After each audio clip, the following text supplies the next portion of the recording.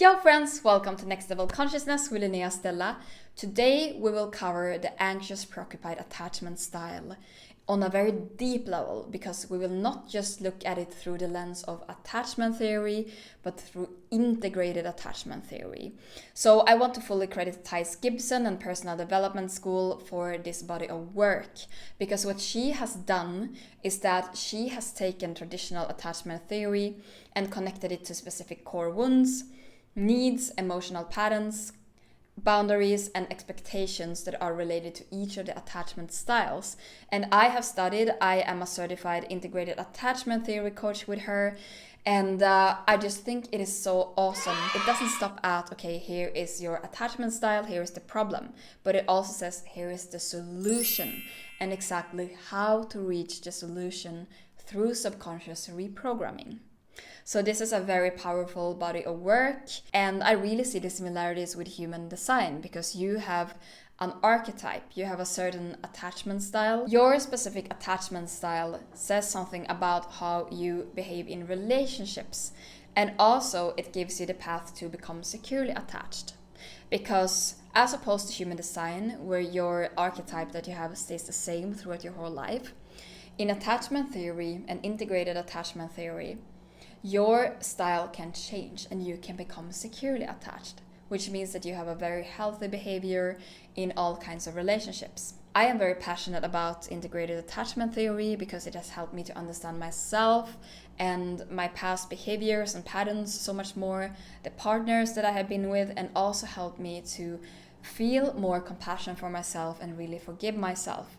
So I really share this with the intention that it has the same effect on you.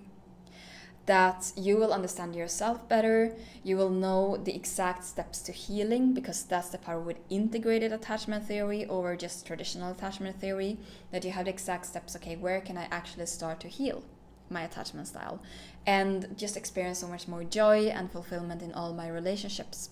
But also that will help you have more compassion for and understand the people around you in all relationships, and especially in romantic relationships, because that's where they can do the most harm, but also when we reprogram them, where we can start to experience so much more ease and joy in our lives. Because your life quality depends to a great extent on the quality of your relationships. And of course, we are not just gonna hold compassion and turn the other cheek all the time. If someone is treating you badly and they show no signs of helping, of course, leave the relationship, look for support if needed. But I really mean if you are in a relationship with a lot of love and potential, but you just feel like there are this misunderstanding, maybe you are fighting over the same thing over and over, and you just feel like, oh, if only we could solve this, everything would be so much more harmonious and peaceful, because we are inherently compatible.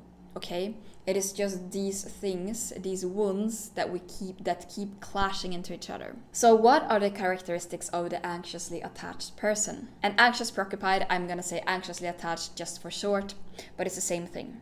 So anxiously attached people, as the name suggests, are very anxious in relationships. And I, for the longest time, thought that I was anxiously attached. But it actually turned out, when I learned more about attachment styles, that I'm more of a disorganized or fearful avoidant. But what are some of the characteristics? They are very kind, warm, generous, likable. Anxiously attached people are also friendly. They want to move fast in relationships. And they also put a high priority on relationships, both friendships and romantic relationships. Common emotional patterns that they can experience are feeling lonely, anxious, worried, fearful, desperate, and sad. And those are, of course, heavy emotions to carry, as is the case for all the insecure attachment styles. Some common needs that I have in relationships are love, connection, reassurance, validations, approval, but also certainty, to feel that safety that the other person won't leave. And of course, we can never be 100% sure that the other person isn't gonna leave you, so the real certainty and the real sense of safety comes from within. And that is often one of the biggest challenges for the anxiously attached person, because they are very codependent, and they derive their sense of safety from the people around them, and especially their romantic partner, which of course, puts a lot of pressure on the romantic partner to always be there to validate, to reassure, and to be available for infinite amounts of love and connection. They also have a need for inclusion, and they often like collaboration and teamwork. They can have this fear of being alone. So, some common coping mechanisms in the anxiously attached person. And remember that coping mechanisms are the behaviors that we fall into if we have an unmet need. The brain is seeking the fastest way to meet the need, not always the healthiest.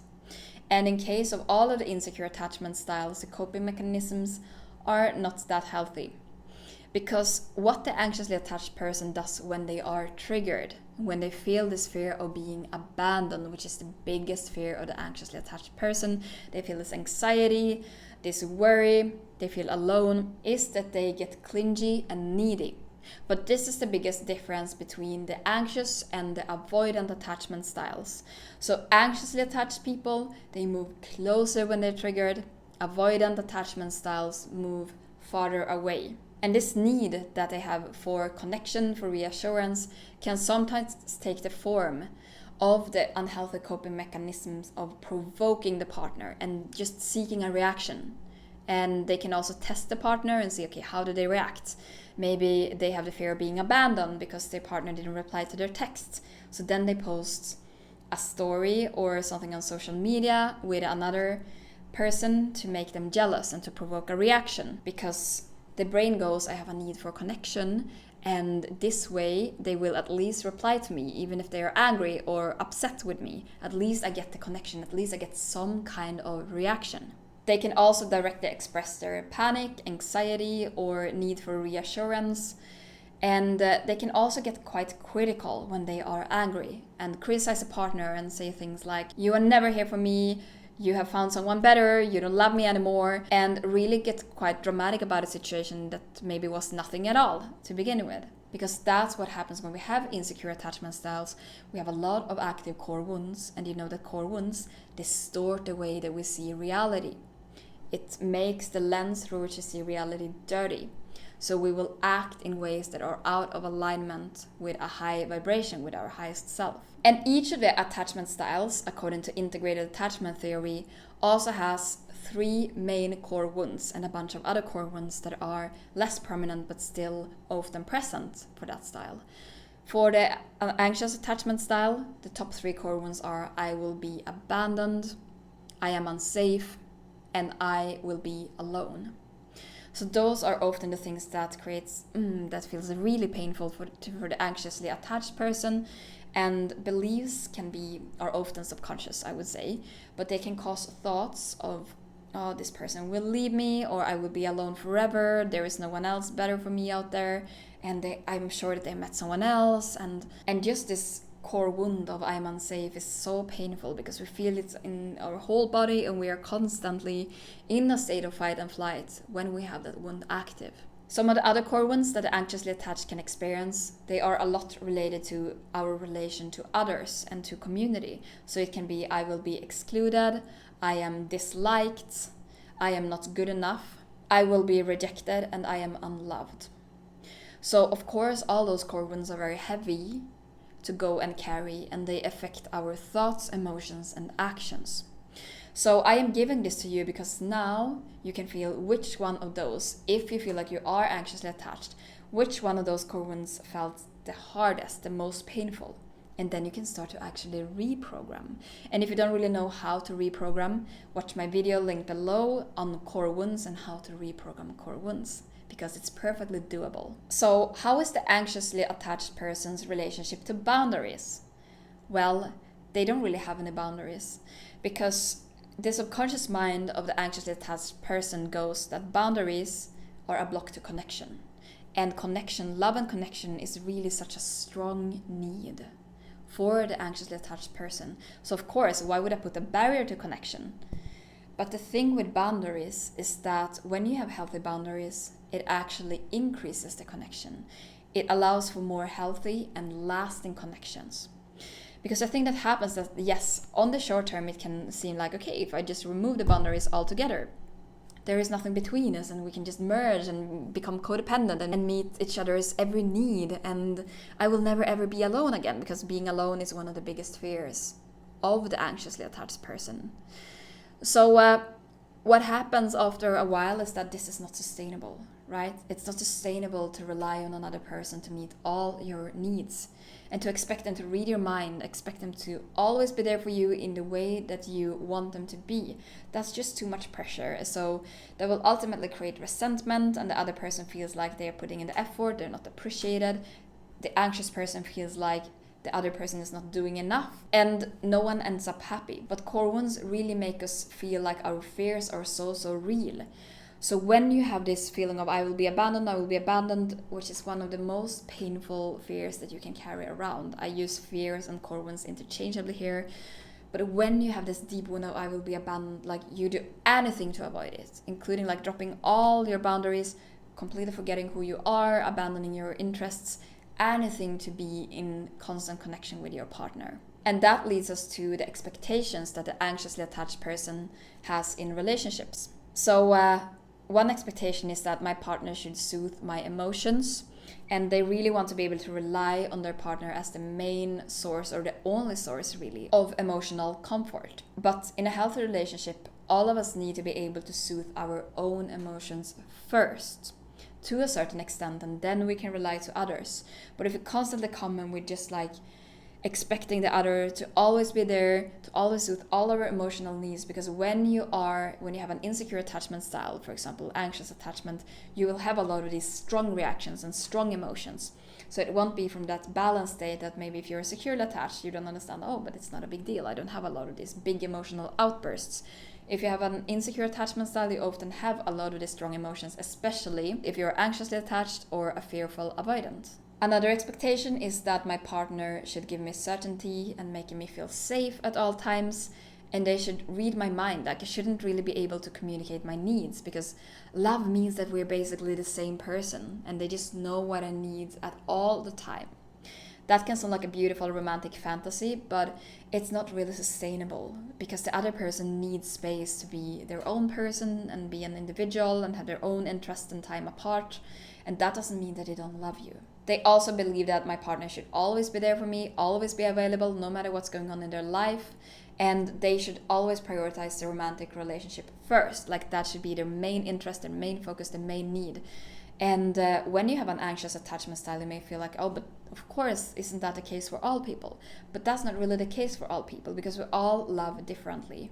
And even if you are securely attached, like the relationship is important, but it's maybe not that like, oh, it's my everything and I'm gonna go into it and just abandon myself. Because the ironic thing with anxiously attached people is that they fear abandonment, but they are constantly abandoning themselves to gain the love and approval and connection from their partner and from other people. And that is in direct conflict to stepping into your power. You can't be fully empowered and at the same time abandoning yourself. So that is also the beauty of healing your insecure attachment style. That you are really stepping back into your power. You're feeling a lot more stable emotionally without these like frequent ups and downs and super low lows and heavy feelings and panic and anxiety. So that was the anxious attachment style. And my suggestion for you now, if you felt like, oh, that really resonated with me, look at the core wounds that we covered and see which one feels the most painful to you right now. Then look at my core wound video if I haven't already and start to reprogram. And from there, you're gonna see shifts. But also remember to have the awareness and carry the awareness with you. When you are in situations that you are triggered, remember that even if your fears and your emotions feel so real, they aren't the objective reality. And that all people express love in different ways. And just because someone is not expressing love and experiencing love in the same way as you do, doesn't mean that they don't love you or don't care about you. Okay, so I hope that this was helpful. Hit the subscribe button if you want more videos on relationships, personal development, spirituality, all those juicy things that help us elevate our consciousness. And hit the like button if you got any value from this video. I'm sending you so much love, and I'll see you in the next one.